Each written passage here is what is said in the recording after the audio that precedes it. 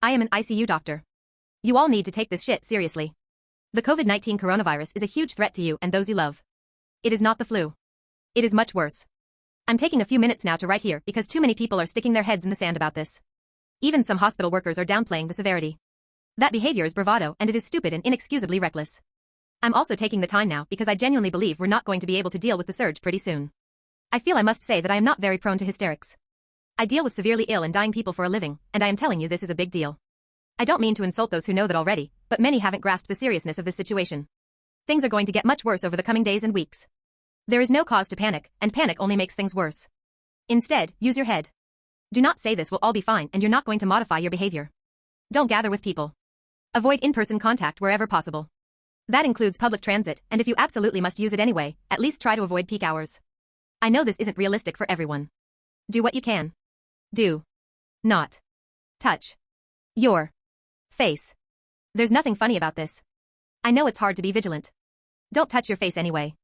If you don't have a reliable presence of mind to not do it, wear winter gloves to remind yourself, or something. Anything. Just don't touch your face. Disinfect inanimate non-food objects you're concerned might be contaminated with a dilute bleach solution. Wash your hands often with soap and clean water, and make sure you're washing vigorously each time and for as long as it takes to sing the happy birthday song twice. Use hand sanitizer when you can't use a sink if possible. Why is this so important? Maybe you're 25 years old. Your risk of death is below 1%, right? First, you can spread the disease for days and days before you start to feel sick. Maybe you'll spread it to people at higher risk, or maybe the low-risk people you infect will infect others at higher risk. Avoiding spread is the most effective way of preventing deaths, and if you have a conscience you will feel terrible if someone gets sick or dies because of your negligence. Second, your risk of getting seriously ill is much higher than your risk of dying. No one wants the young to die. We as doctors know they can almost always be saved with maximal care, the kind that takes up a ton of resources. When that happens, you're going to require hospitalization and take us away from the people who are actively dying. Some of them will die because we can't devote all our resources to them. We have limited resources, and they're going to be spread even thinner very soon. I'm obligated to say that none of what I've stated here should be taken as medical advice, and your experience and risk may vary, and talk to your own doctor. Please call, don't go in person if you can avoid it.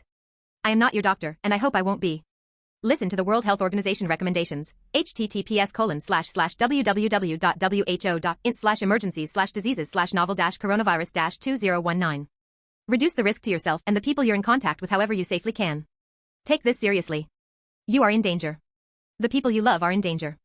Don't be stoic about this. Be careful. Addendum, I feel I need to add some disclaimers. First, I apologize but I can't answer most of the questions being asked. I'm not in a position to comment on social, political, or economic considerations.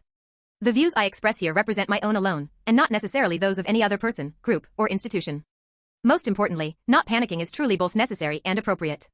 Panic makes pretty much nothing better. A level of healthy vigilance and reasonable precautions are appropriate. Listen to the health authorities, and take their advice, definitely above my own. Just be reasonable and be careful.